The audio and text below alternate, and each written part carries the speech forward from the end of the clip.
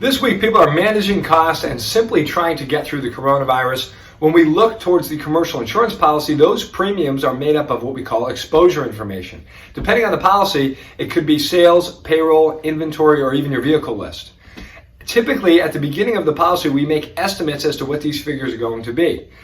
At this point in time, we can review those estimates and see if they're still accurate, if they represent our full year outlook based on what's going on. If not, we can make adjustments, potentially bring some of those figures down, or on the vehicle side, potentially remove vehicles from the policy that are no longer in use at the moment, and that could help drive down our premiums in the short term. It's important to stay on top of this though and review it as we go, because each policy is a little bit different. Your inventory or your property policy, there's certain clauses as to what level of inventory or what limit you need to carry depending on the situation.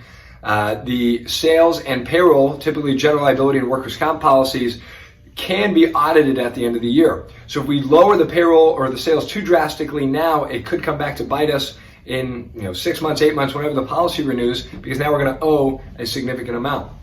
And then on the vehicle list, obviously if we forget to add a vehicle and we take it out driving in a few weeks and there's an accident, that presents its own problems. So the point is, obviously it's a fluid situation. Review your insurance policy, stay in contact with your broker and your carrier, and determine what steps you can take that would offer some relief in the short term, but don't forget about reviewing it again when we get through this and making the necessary adjustments to get you back on track.